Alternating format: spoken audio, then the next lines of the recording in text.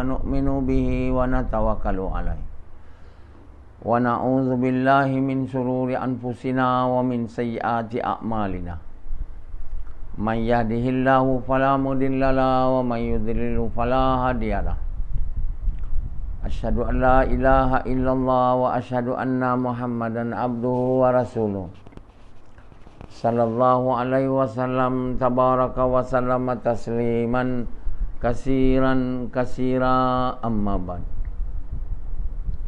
Bismillahirrahmanirrahim. Wa man ahsanu qawlan mimman da'a ila Allah wa amila salihan wa qala innani minal muslimin.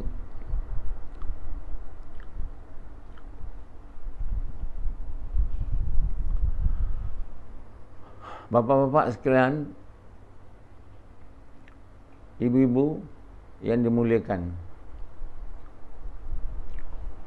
Allah SWT jadikan kita orang Melayu dan beragama Islam. Di dunia ni bangsa dan agama ni sama, Yahudi je. Yahudi dia agama dia, bangsa dia sama. Yahudi tak boleh ada agama Islam atau agama lain. Kalau dia masuk agama Kristian, dia tak boleh dipanggil Yahudi. Tapi sebenarnya dia Yahudi, tak boleh diterima. Kalau nak diterima sebagai Yahudi, dia kena agama dia, agama yang diorang panggil Judaism. Kalau dia masuk Hindu atau agama lain, dia kan tak diterima. Banyak orang lelaki kaum Yahudi ni kahwin dengan agama lain dan biasa dia orang akan tukar agama lah. Mereka walaupun Yahudi tapi tak boleh diterima. Sebab itu dia orang yang penting perempuan tu Yahudi. Bila perempuan tu Yahudi, yang kata anak dia tu besar kemungkinan Yahudi juga lah. Jadi Yahudi dengan Melayu ni dua bangsa di dunia yang agama dengan bangsa dia mesti sama. Yahudi tu agama dia panggil agama Yahudi atau Judaism. Yang Melayu ni agama Islam. Kalau dia tak masuk Islam, walaupun dia Melayu, dia tak diterima. Jadi dalam perlembagaan persekutuan Tanah Melayu, dia kata Melayu tu ialah orang yang berbudaya Melayu, bercakap Melayu, dan beragama Islam. Itu. Kalau Hanzalah yang sebenarnya India, Samad, yang memang India, dia bukan Melayu tapi dia bercakap Melayu, budaya Melayu dan beragama Islam, dia boleh beritahu dia Melayu. Dia dah tipu lah. Hanzalah tipu kata dia Melayu padahal dia India. Samad juga kan. Jadi dia orang terima sebab dia cakap Melayu, dia budaya Melayu dan agama Islam. Walaupun muka memang muka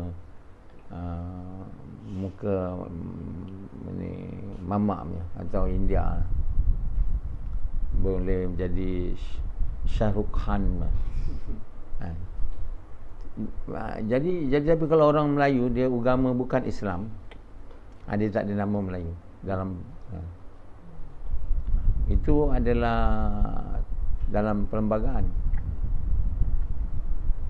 Macam Yazid ni, dia bukan Melayu, dia Jawa.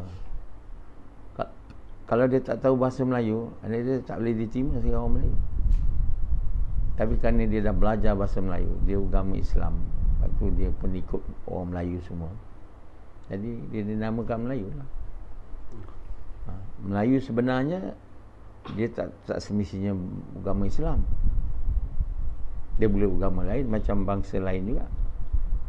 Tapi orang Melayu, orang Yahudi, dua kaum di dunia ni yang mempunyai sama kepercayaan bahawa bangsa dan agama tak boleh berpisah. Jadi sebab itu Saya percaya orang Melayu ni sebenarnya orang Yahudi. Banyak orang tak percayalah, tapi saya percaya sebab sikap dia, gaya hidup dia, kepercayaan dia, fikiran dia sama macam Yahudi. Agama dengan bangsa sama. Cuba tanya orang Melayu kalau dia boleh terima orang Melayu lain agama Hindu. Ada orang Melayu nak terima dia macam Ayapin tu. Ayapin tu bahasa Melayu. Tapi dia cakap dia dah tak agama Islam lah. Dia dah dia kalau ni dia tak diterima oleh orang Melayu. Jadi sebab itu dalam Malaysia ni kad pengenalan tu agama ada. Kena agama Islam. Kalau agama tu padam, dia susah nak tahu orang Melayu ke. Pertama sekali Islam. Kemudian kalau tak, mesti tak ada. Masih tak bukan Melayu. Kau pandailah bahasa Melayu macam mana. Kau menarilah macam orang Melayu. Kau berkakuanlah macam orang Melayu. Tapi kau bukan Melayu sebab bukan Islam. Tapi orang Melayu ni, dia nama je lah Islam. Sebab dia boleh mengucap. Jadi inilah yang ada di Malaysia ni. Dan juga yalah, di Sarawak, Sabah. Kalau dia dah masuk Islam, dia punya kelakuan Islam, dia Melayu. Dia Melayu Sarawak, dia kata. Melayu Sabah. Tanta dia Iban dia. Tapi India, Iban tu mungkinlah dia macam muka macam Melayu, putih-putih sikit. Tapi India tu aku heran tu, yang boleh jadi Melayu tu. Macam wakil rakyat baling. Hitam betul, macam betul-betul India. Tapi dia nama Melayu sebab dia cakap Melayu, agama Islam. Dalam perlembagaan Melayu Islam tu, Islam definition tu, dia tak ada kira rupa. Rupa macam mama, hitam legam, bukan Melayu, tak ada. Dia kira budaya je. Bercakap, budaya Melayu dan agama Islam. Itu je. Jadi kalau dia cakap saya Melayu, dia bawa mahkamah, dia tak ada terima sebab dia tak agama Islam. Ini bukan saya cakap main-main je. Ini dia tulis dalam perlembagaan. Jadi yang saya faham, Yahudi Melayu ni asal usulnya Yahudi. Siapa yang ada darah DNA-nya Yahudi melebihi semua yang lain lah, dia itu Melayu.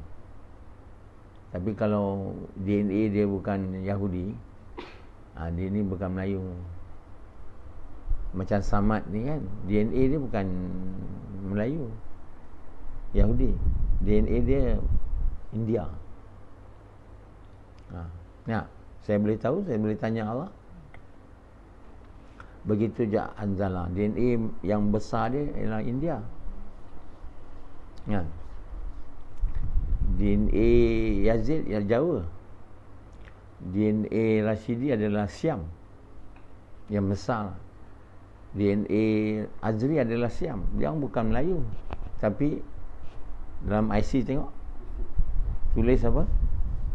Melayu. Melayu. Azri? Kalau tidak, mana boleh dapat beasiswa? Kan? Ada untung lah jadi Melayu. Sebab raja-raja Melayu. Tulis apa? Dalam IC Rashidi tulis Azri? Islam. Dia tak ada Melayu. Dia tulis Islam. Islam tu nama Rashidi, dia tengok cakap Melayu, Melayu lah. Kan? Padahal dia Siam. Dia bukan Melayu. Dia bukan Melayu ni. Melayu ni maknanya Yahudi. Jadi Yahudi ni, kita berkemungkinan anak Nabi Yaakob ada 13. 11 dengan isteri pertama, 2 dengan isteri yang kedua. Total 13. Semua lelaki. Daripada keturunan setiap anak-anak dia, itulah namanya tribes atau kaum Bani Israel atau kaum Yahudi bila dia tak Islam. Jadi mereka ni orang Islam awalnya kat dunia ni, kaum Bani Israel ni. Dia nama kaum Bani Israel. Bila dia tak Islam, orang panggil Yahudi lah. Sama je tu. Jadi 12 anak Nabi Yaqub ni pergi ikut dia duduk kat Mesir bersama dengan Nabi Yusuf. Dia orang beranak pinak tu. Bila dia lari dari Mesir setelah jadi hamba, mula dia tak hamba. Mula bila Nabi Yusuf jadi raja di Mesir, mereka orang dihormati, dimuliakan, banyak dunia. Tapi mereka dah tak ikut agama. Dia orang Islam macam kita ni lah, tapi agama tak ikut. Semayang pun ada yang buat, ada yang tidak. Dan mereka tak buat kerja mengajak manusia kepada kebaikan macam kamu. Macam kita ni lah, tak ada buat langsung. Orang-orang kafir Mesir tu, ya, kaum Kipti tu biarkan je, tak ada diajaknya masuk Islam. Sebab dia kata Islam kita je, Yahudi. Jadi dia sibuk bisnes lah, bukan bisnes dunia. Kerana itu Allah hantar mereka bala. Allah azab mereka, naikkan Kipti yang bukan Islam tu jadi raja. Nama raja dia tu Fir'aun. Jadi Fir'aun zaman Musa tu, sebelum dia jadikan Bani Israel ni hamba dia. Kerja kuat, gaji tak ada, sikit je. Jadi Allah hantar Nabi Musa. Dia tu orang Islam, tapi dihina oleh Allah sebab tak buat kerja mengajak manusia kepada Allah, tak buat kerja mengajak manusia kepada kebaikan mencegah kemungkaran. Sebab itu dia orang semayang, tapi macam kita ni, dia hantar Cina dengan keling. Cina kaya, keling tak adalah, tapi Cina menguasai ekonomi kita. Lama-lama dia boleh jadi raja kita juga, Perdana Menteri kita. Kalau kita tidak buat kerja ni lah, satu orang pun tak buat. Tapi kerana ada satu orang buat, Dr. Naswa, tak jadi. Cina tak boleh dapat lah. Cina keling tak dapat. Orang Melayu jangan bimbang. Selagi orang Melayu ni dia Islam dan dia buat kerja dakwah ni, mengajak manusia kepada Allah atau mengajak manusia kepada kebaikan mencegah kemungkaran dengan cara Nabi SAW dan dengan niat nak buat Allah suka, korban harta diri, Allah tak bagi kuasa jadi memerintah Malaysia ni dengan kelingan Cina yang bukan Islam, tak. Jadi sekarang tengoklah macam mana Cina boleh naik. Dulu satu waktu hampir nak naik. Masih ingat kita kenapa berlaku 13 Mei tahun 1969? Sebab masa tu Cina dah dekat nak naik. Cina boleh bagi tahu orang Melayu, kau masuk hutan lah, dia kata. Orang Melayu marah, turun dia. Masa tu dia nak ambil Selangor. Saya pun tak faham. Datuk Harun Idris, Ketua Menteri Besar, dia arah kaum Melayu semua lawan Cina. Kampung Baru, Cina pun berarak, Melayu masuk hutan, balik kampung. Dia suruh orang Melayu turun. Kenapa? Orang Melayu masa tu buruk. Saya pun tak lahir, saya lahir tapi tak buat kerja ni. Saya belajar lagi, tingkatan 1 dekat Sedar. Saya masih ingat masa hari berlakunya tu, saya sebelum tu balik kampung, waktu saya naik bas. Berlaku curfew. Kami di Sedar tu tak ada makan bilis saja. Tak ada makanan datang. Tanjung Malim. Masa tu siapa ada buat dakwah? Saya pun tak buat.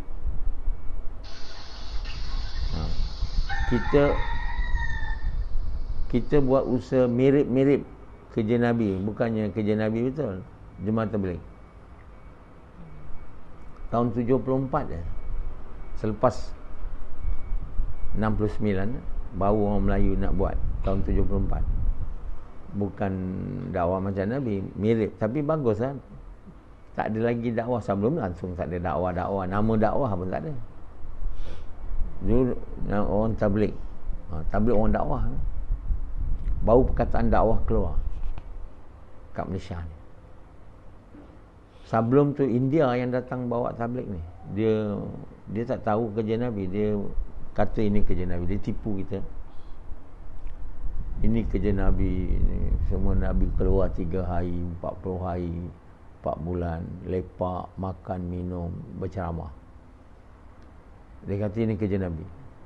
Saya rasa dalam jemaah tabligh ni, dia pergi jumpa orang tu, dia jumpa orang untuk suruh datang masjid ni dan dengar ceramah. Lain betul tak ada. Dia tak ada jumpa orang tu suruh untuk semayang, buat kerja dakwah, tak ada.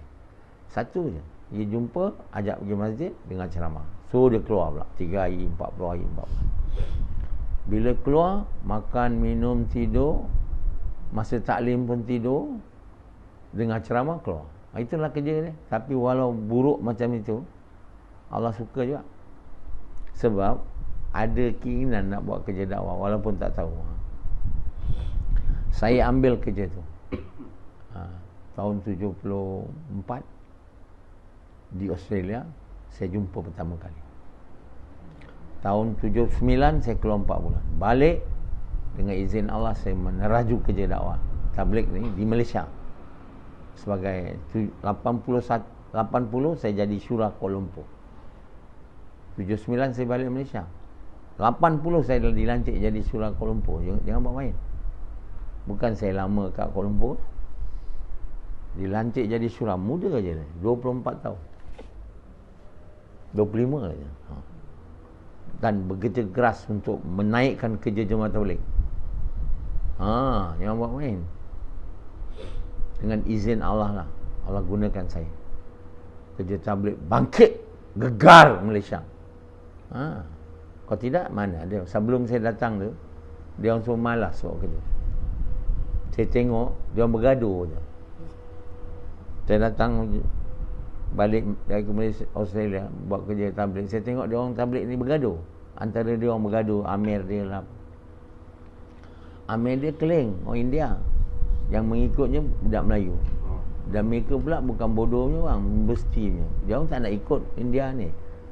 Dia pun tak betul buat kerja. Dia bergaduh je. Tahun 80 Hadraji lantik syura.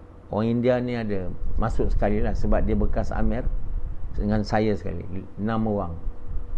Si India ni dia tak nak. Dia kata tak mau syura. Saya mau Amir. Ini semua angkara nasuha punya kerja. So dia panggil saya syaitan. Tiap kali saya bagi tahu Assalamualaikum, Auzubillah minasyaitanir rajim, dia cakap. Betul. Yang buat main. Saya dipanggil syaitan oleh ex-Amir kita tu lah. Saya bagi tahu dia, orang tu dah lantik 6 syura termasuk Amir Sah. Kamu, saya mau syura juga. Dia tak nak lah. Jadi kita jalankan usaha dengan 5 orang, termasuk bapa yang bakal bapa mentua saya, Datuk Ismail Panjang Aris. Datuk Ismail Panjang Aris bekas Amir tu, dan 4 lagi, Habib, Arsyad, Mak Amin dan saya. Masih ingat? Rotate setiap minggu jadi Faislah. Kecil lagi saya. Dia orang kata, "Oi, Amir budak lagi." Dia orang semua kenal Kuala Lumpur ni kerja budak-budak. Budak-budak punya tengoklah. Di mana markas Malaysia? Di Kuala Lumpur. Di mana banyak kerja dakwah? Di Kuala Lumpur. Budak-budak punya, orang Penang lah banyak. Orang Penang dia kan orang lama tabligh. Tiba-tiba dia, orang Kuala Lumpur saya lawan dia. Banyak. Jemaah semua datang Kuala Lumpur, jemaah luar. Jadi dia orang nampak. Ketuanya siapa? Dengan izin Allah saya lah. Dia orang lain tu jadi syura juga. Tapi mulut diam, fikir pun tak ada. Macam Arsyad, Mak Amin, Habib. Dia boleh menangis lah Habib tu. Fikir tak ada. Arsyad pun mana ada idea dia. Tiap-tiap hari tahun 86 saya pergi markah Masjid India. Saya tak buat kerja tempatan dah. Petang saya tak buat. Saya pergi mahala sana, pergi mahala situ, pergi mahala sana. Jumpa orang tagrib dia orang. Bukan boleh naik macam tu je kalau tak ada usaha. Saya tak ada jumpa anak bini, malam balik saya. Dari muda lagi, dari anak saya kecil tu, dia orang tak jumpa saya malam. Sebab saya petang aja dakwah. Ada orang buat macam tu sekarang ni? Ada nak? Tak ada. Semua nak balik rumah, jumpa anak semua. Jadi dengan izin Allah, saya heret dia orang yang lain tu lah. Arsyad, Wak Omar semua tu. Dan beberapa orang lagi, saya dah lupa nama. Naik kereta saya. Masjid India tu parking susah. Saya park juga, dah kena tarik. Kejap lagi tarik. Aduh, lama saya malas nak naik kereta. Naik bas mini je. Malam saya balik bas mini. Saya dah letih, saya tidur dalam bas. Bagus saya bilang. Sampai dah. Masa tu saya kerja kat UKM sebagai pensyarah. UKM bukan kat Bangi, kat KL ni. Dekat je Masjid India. Kita bukan boleh bayar depan Masjid India. Kat corner Masjid India tu, dia orang bukan pandang kita pun. Tapi gegar. Mula semangat. Berapi-api bayan. Suruh orang keluar. Tak ada cari lain. Cara lain tak ada. Keluar je. Kerja tak ada. Ajak apa? Keluar. Jadi dia dengar Dr. Naswar bayan. Abang saya pun pergi sekali. Nak tahu apa yang saya buat kat masjid dia. Mak saya suruh. So abang saya pun pupa. Masa tu saya ada kat depan. Buat tazkir. Dia kata, abang saya tanya siapa orang tu. Orang tu dia cakap inilah setiausaha tabligh. Lepas tu abang saya sampai ke mak saya, Naswar, setiausaha tabligh. Bila jemaah tabligh datang kampung saya, dia orang semua cakap Dr. Naswar punya bapa mak kat sini. Dia orang semua datang nak salam. Berbaris yang salam. Bapa saya pun nak heran. Dia tanya saya, apa pangkat kau kat tabligh ni, yang dia orang semua datang salam? Saya diam aja. Kan? Dia heran lah. Budak-budak semua salam. Masa tu mulia jemaah tabligh. Masa tabligh ni top lah. Mana ada dakwah. Pertama kali nak hidup dakwah pergi masjid ni. Ramai-ramai datang petang ajak orang pergi masjid. Dah hebat dah. Sebelum tu dakwah zero. Bukan sebelum tu, sebelum selamanya. Sejak Nabi meninggal, zero. Apatah lagi bila tabligh dengan gah dia 10 orang keluar. Sufyan mana ada buat tabligh? Dia dunia. Ini pun tak nak buat tabligh, dunia. Kita ajak dia diam. Tapi inilah kerja pencetus. Dengan izin Allah, Kuala Lumpur naik. Kat Kuala Lumpur tu siapa ketua dia? Kalau bukan saya. Memanglah ada banyak ketua, tapi yang aktifnya, vokalnya, dengan semangat, tak ada orang lain. Tanyalah orang tabligh yang lama, siapa yang josnya. Dia orang kata jos. Dr. Naswar lah. Tak? Ada kamu? Asbab tu banyak orang Melayu ikut tabligh. Dan asbab tu dia orang semua mula nak bertudung. Asbab tu dia mula nak semayang. Asbab tu semua masjid surau buka. Asbab tu nampak agama di sekolah-sekolah. Orang tabligh bila dia jadi cikgu, dia masukkan undang-undang pakai tudung ni. Siapa yang buat tudung anak-anak semua pakai tudung? Cikgu-cikgu tabligh lah. Banyak dulu guru-guru buat dakwah. Kita pergi semua kat kolej-kolej dia orang, universiti-universiti, tarik dia orang keluar macam mana. Dia orang keluar 3 hari dan semayang. Lain tak ada cerita. Sebab itu kita tak ada suruh lain. Keluar je 3 hari je semayang. Itu je yang kita mahu. Dan dia datang masjid. Lain tak? Jadi berlakulah satu perubahan di Malaysia. Dulu kalau kau nak tahu Malaysia ni macam mana sebelum Jemaah Tabligh, tengok filem-filem tahun 69 ya. Tahun 70, 73, filem P.Ramlee. Cuba tengok orang-orang dia. Orang yang berlakon tu semua tak ada bertudung tau. Ada bertudung. Semua ketat tu kan. Keluarga 69. Cuba tengok filem tu. Tahun bila tu?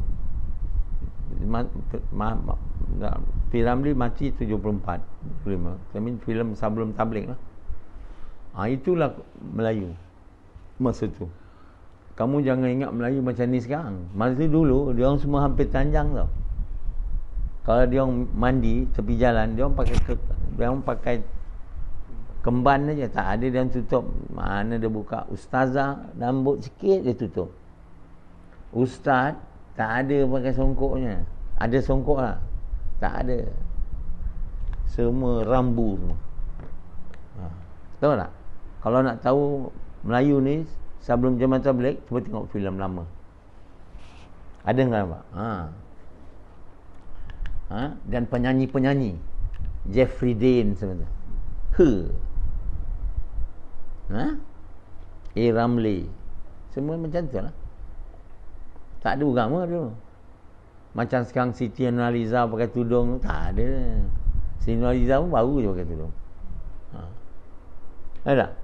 Kemain lagi. Orang Indonesia suka dia. Baik, putih lembut. Yalah, pakai tudung lagi. Ada agama. Indonesia punya penyanyi mana ada macam dia. Macam mana Malaysia punya penyanyi seniawati semua boleh bertudung sekarang? Dulu tak boleh. Apa sebab? Tabligh lah. Saya bukan nak tabligh ni dia bukan usaha dakwah betul, tapi mirip dia. Ada juga dia nak pergi jumpa orang, ajak orang pergi masjid. Tidak. Siapa nak buat? Tak dia nak buat. Tak dia nak buat. Tak.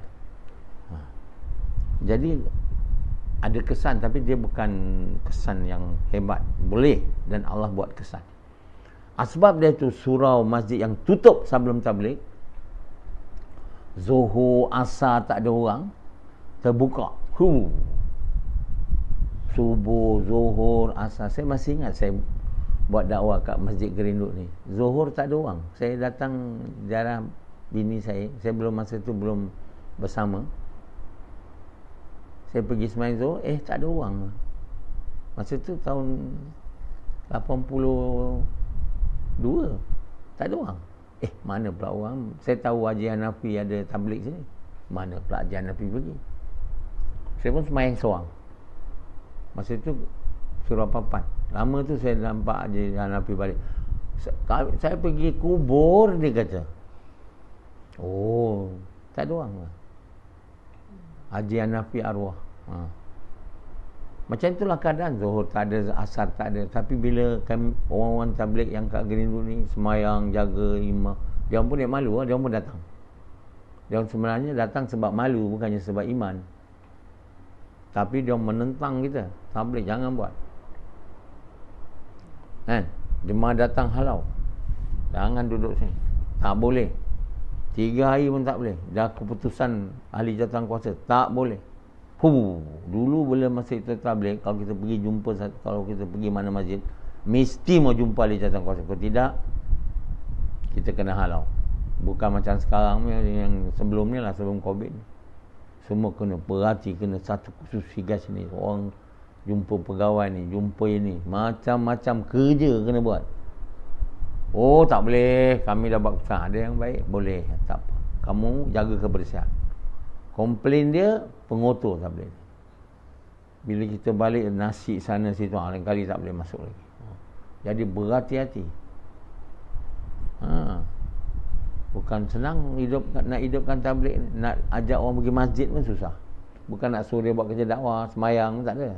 Pergi masjid susah. Sebab tak ada dakwah, langsung. Ya. Jadi tuan-tuan yang mulia, 1000 rahmat Allah datangnya Jemaah Tabligh ni. Tapi Jemaah Tabligh ni tak bolehlah terus buat benda yang tak betul. saya didatangkan oleh Allah untuk tabligh ni betul-betul jadi kerja Nabi, bukan kerja ulama India.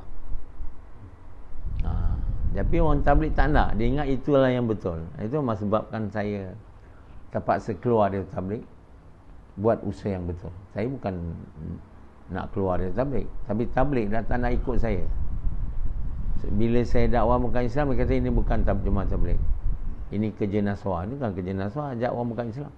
Kerja Nabi, kerja Nabi, seluruh Nabi punya kerja jumpa orang bukan Islam, raja-raja bukan Islam. Dia orang kata kami tak lantik Dr. Nasrah jadi Syura Malaysia sebab dia dakwah bukan Islam. Baru cakap dekat Sabah punya jur. Selepas tu tabligh pun Allah hancurkan. Tak ada lagi tabligh, tak boleh keluar lagi. Dia orang punya slogan keluar tu dah tak boleh lagi. Sebab Covid, tabligh apa dia keluar. Kerja tabligh apa? Keluar. Satu orang jemaah tabligh lama tak rindu nak keluar. Sebab kerja dia keluar je, lain tak ada. Dari dulu lagi tabligh keluar. Jumpa orang suruh keluar. Jumpa orang suruh keluar. Apa kerja dia? Tak ada satu Nabi selama hidup kat dunia buat kerja macam jemaah tabligh. Jadi kerja balik buat kerja Nabi. Dia mirip saja. Sebab ada ajak orang pergi masjid. Nabi-Nabi pun tak ada ajak orang pergi masjid. Semua Nabi-Nabi ajak orang kepada Allah. Tak ada sebut dalam Quran kami hantar kamu untuk mengajak orang ke masjid. Tak ada. Macam mana orang tabligh dia boleh jadi rosak? Quran tak faham lah, itulah. Baca Quran, banyak ulama'nya hafiz Quran semua, hafiz hadis lagi. Quran tak faham. So orang buat jemaah tabligh, ajak orang pergi masjid, ajak orang keluar. Quran tak ada. Quran semua cakap mengajak kepada Allah. Waman ahsanu qaulam mimman da'a ilallah. Itu pun tak boleh faham dia. Ulama tabligh. Ulama tabligh ni dia tak faham. Da'a ilallah tu tak ada, da'a ilal masjid tak ada. Kalau kerja mengajak masjid ni betul, tentu da'a ilal masjid kan. Tapi dia tak faham. Dalam Quran tu bukan da'a ilal masjid, ilallah. Apa tafsirnya? Tafsirnya mengajak yang belum Islam tu. Da'a ilallah, mengajak kepada Allah. Maknanya mengajak yang tak mahu Allah sebagai Tuhan, supaya mengaku Allah sebagai Tuhan. Itu makna dia. Yang tak mahu taat Allah sebagai Tuhan, ajak kepada taat. Jadi sebenarnya da'a ilallah ialah mengajak yang belum mengucap supaya mengucap, dan mengajak yang dah mengucap supaya taat perintah Allah. Perintah nombor 1 dia kena taat selepas mengucap, bukan sembahyang. Kerja mengajak manusia kepada kebaikan, mencegah kemungkaran. Orang tabligh mana faham ni? Seluruh dunia tak faham ni orang tabligh. Dengan izin Allah saya yang faham benda ni. Dan siapa bagi faham kat saya? Tak ada lain daripada Allah. Kalau orang tabligh bagi faham kat saya, kenapa dia orang tak buat? Ustaz saya tu kira yang elders kat Nizamuddin tu kira ustaz saya lah. Orang alim saya mengajar saya tu. Dia orang tak ada faham ni. Maknanya itu bukan dia orang ajar saya. Yang ajar saya ni Allah. Jadi siapa saya ni kalau diajar oleh Allah? Tak boleh orang biasa-biasa je. Yang diajar oleh Allah ni Nabi-Nabi je. Jadi kerana Nabi tak ada, saya ni bukan Nabi tapi naib kepada Nabi. Itu pun dia orang tak tahu. Yang ada orang naib kepada Nabi yang dipilih oleh Allah. Macam dalam Quran bagi tahu Iskandar Zulkarnain. Dia bukan Nabi. Begitu juga ya bunayya aqimi salah. Siapa tu? Luqman Hakim. Dia kan Nabi. Dia naib Nabi. Itu dia orang tak tahu. Naib Nabi ni ialah umat kepada Nabi, buat kerja macam Nabi. Jadi orang Islam semua, Nabi atau naib pada Nabi, dia orang kurang faham sebelum ini bahawa kerja Nabi ni juga kerja yang orang yang ikut dia. Dia tak faham. Dia bagi tahu, tapi usaha untuk menjadikan semua yang ikut dia buat kerja dakwah ni tidak dibuat dengan bersungguh-sungguh. Jadi itu yang kegagalan semua Nabi-Nabi terdahulu. Sampailah saya datang. Saya bukan Nabi, naib Nabi. Saya ni bukan Nabi, naib Nabi. Dan saya mahu bukan saya je buat kerja dakwah. Mahu semua orang yang mengucap buat kerja dakwah. Ini yang beza faham saya dengan semua Nabi-Nabi dan naib Nabi yang terdahulu. Nabi-Nabi dan naib Nabi terdahulu, dia tak faham ni yang ini kerja Nabi atau kerja naib Nabi dan kerja mereka yang ikut Nabi dan naib Nabi. Dia tak faham. Mungkin dia ada ajak, so dia orang buat kerja dakwah, tapi sungguh-sungguh ajak tu. Sungguh-sungguh. Nabi kan?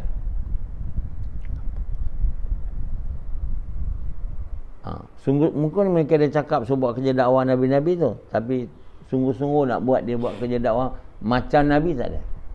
Sungguh-sungguh. Dengan izin Allah, faham ni Allah bagi kat saya. Sekarang ni saya sungguh-sungguh, bukan main-mainnya. Kerja dakwah ni bukan saya je kena buat. Sebab saya bukan Nabi. Kenapa saya buat kerja dakwah? Yang kamu bukan Nabi, tak boleh buat kerja dakwah. Tentu kena buat kerja dakwah. Bukan mau rehat aja. Kalau mau rehat, saya pun rehat. Saya bukan Nabi. Jadi kerja dakwah ni sebenarnya bukan kerja Nabi saja. Atau kerja Nabi. Kerja semua orang yang mengucap kalimah La ilaha illallah Muhammad. Saya lah dengan izin Allah pertama sekali bagi tahu. Selepas mengucap La ilaha illallah Muhammad SAW, kerja yang kena dibuat ialah kerja dakwah. Siapa ada lagi cakap? Hadis pun tak ada. Ada hadis? Tak ada. Nabi bagi tahu ada. Setiap yang mengucap dia dapat faedah, melainkan diabaikan haknya. Hadis Nabi. Sahabat tanya, apa dia haknya? Melihat mungkar dilakukan terang-terangan, tidak mencegahnya. Mana ada orang faham sebelum ni yang sebenarnya melepas mengucap kena buat kerja tunaikan hak. Yang haknya ialah buat kerja mengajak manusia kepada kebaikan macam tak ada. Tak ada orang faham. Dengan izin Allah, yang pertama faham ni siapa? Dr. Naswar. Jadi Dr. Naswar ni bukan doktor tau sebenarnya. Bukan doktor. Enak. Dia sebenarnya naib Nabi.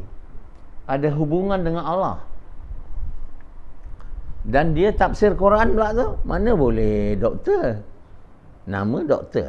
Dr. Naswar. Dr. Naswar. Dalam Jemaah Tabligh, saya ni memang dikenal dengan Dr. Naswar. Tak boleh sebut Naswar je, tak boleh. Dia orang tak kenal. Dr. Naswar. Naswar. Dr. Naswar aja. Profesor pun dia tak tahu. Saya dapat profesor, dah keluar dari Tabligh. Nak dipanggil saya Dr. Naswar ataupun Amir Sam. Itu yang dia orang kenal, orang Tabligh lah. Lain tak ada. Kalau tanya adik abang apa ni, Dr. Naswar, kalau sebut bukan doktor, dia tak tahu. Dan nama tu dah famous sebagai doktor. Padahal saya optometris saja. Macam-macam doktor juga lah, cek orang apa semua. Tapi tak adalah doktor macam hospital tu kan. Jadi dalam tabligh, dia faham dia suruh orang keluar je. Ajak orang bukan Islam ucap kalimah, tak ada, kosong. Ajak orang Islam yang dah ucap kalimah buat kerja dakwah, tak ada. Sebab dia orang tak faham. Seperti mana dengan izin Allah saya faham. Orang bukan Islam mau diajak ucap kalimah. Dan yang dah mengucap kalimah macam Yazid dan Samad ni semua, mau diajak ke mana-mana? Bukan diajak keluar. Mau diajak buat kerja. Kerja apa? Dakwah. Dakwah apa? Mengajak manusia kepada kebaikan, mencegah kemungkaran. Atau mengajak manusia kepada Allah. Itu namanya dakwah. Ad'u ila Allah. Jadi Allah kata percakapan ini, percakapan paling baik. Wa man ahsanu qawlam mimman da'a ilallah. Faham ini dengan izin Allah. Di dunia ni sejak dulu lagi sampai ke hari ini diberi pada saya. Dan inilah faham yang betul. Dan inilah yang sepatut dibuat oleh manusia sejak Adam dulu. Mengucap je kena buat kerja dakwah. Tak boleh tidak. Dia fardu ain. Dan dakwah ni dua, tempatan dan keluar seluruh dunia. Tempatan ain, keluar seluruh dunia kifayah. Tak ada sunatnya. Tak ada sunat muakkad, tak ada ghaib, tak ada. Dia adalah fardu, ain dan kifayah. Untuk perempuan, ain dia semayang, buat kerja tempatan. Kifayah dia tak payah. Macam semayang juga, dia ain, dia perempuan kena. Kifayah berjemaah di masjid. Ini untuk perempuan tak ada. Begitu juga keluar di jauh-jauh perempuan 3 hari ke apa ke, jemaah masurat tak ada. Tapi kerja tempatan dia ada. Tabligh terbalik. Tabligh perempuan keluar, tapi bukan buat dakwah, duduk kat rumah orang tu, ajak orang perempuan lain datang. Suruh semayang jadi orang. Dan pakai tudung, taat suami, tunaikan suami punya keinginan. Itulah kerja dia. Jauh bercanggah dengan Quran dan sunnah. Jadi tabligh ni, setelah Allah bagi tahu saya bagi tahu orang tabligh ni kerja tak betulnya. Dia orang tak nak terima. Mati-mati dia orang tak nak terima. Dr. Nasoha pula cakap, kita punya elders dekat India, Pakistan, dia orang lagi hebat daripada Dr. Nasoha. Dr. Nasoha apa, doktor je. Dia bukan ulama. Jadi dia orang tak nak ikut saya. Satu orang tak nak ikut saya. Melainkan sedikit saja yang ada dengan saya ni, 5-6 ekor. Yang tak tahulah kenapa dia ikut saya. Saya pun tak tahu apa sebab dia. Yang lain dah cabut lah. Sebab bila saya cakap tabligh ni tak betul, dia memang tak nak ikut lah. Jadi sebenarnya kerja jamaah tabligh tu bagus. Bukanlah tak bagus. Dia ada ajak orang pergi masjid, orang lain mana ada. Jadi dakwah sebenarnya belum ada lagi waktu tu. Tapi dia punya pencetus dah ada. Dengan izin Allah, dari situlah baru dapat kerja yang betul. Yang dengan izin Allah saya, setelah buat jemaah tabligh yang tak betul lah, saya dapat benda yang betul. Takkan pula saya langsung tak buat jemaah tabligh, apa pun tak ada. Jemaah tabligh datang malas nak buat dakwah, macam Sufyan. Lepas tu tiba-tiba dapat kerja ni. Mana Allah nak bagi? Tapi Allah bagi saya. Kerana saya bilang di dunia ni tak ada yang betul lagi. Yang paling dekat-dekat betul saya rasa masa saya buat tabligh, ini jemaah tabligh. Sikit-sikit betul, hampir betul. Dia ajak semua orang. Pertama, dia betul ajak semua orang. Yang kedua, dia ajak orang korban harta diri, tak ada ambil duit orang. Ini benda besar dalam tabligh.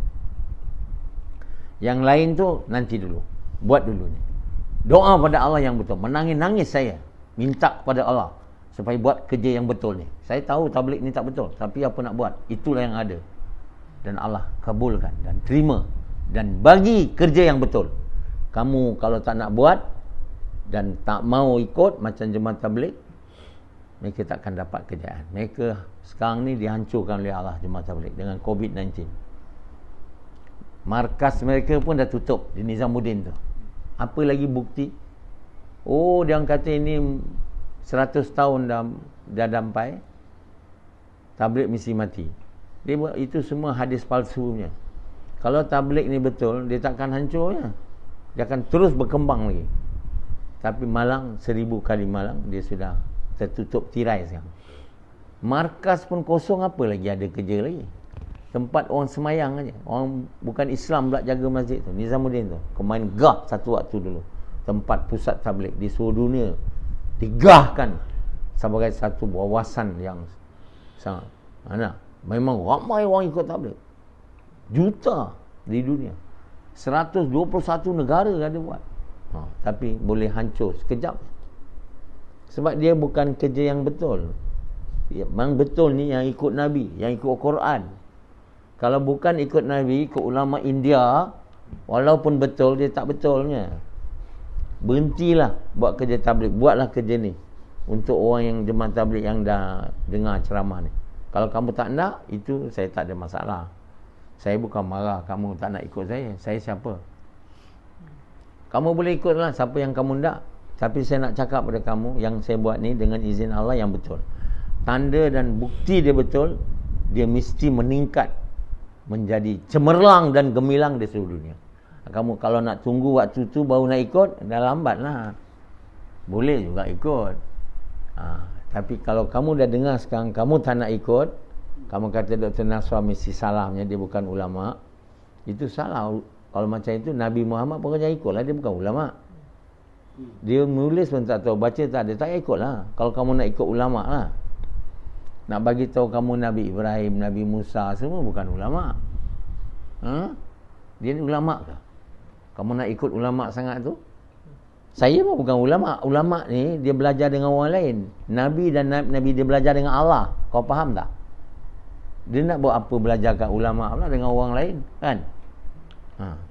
Dia belajar dengan Allah. Sebab itulah dengan izin Allah banyak perkara yang baru datang dari mulut saya dengan izin Allah.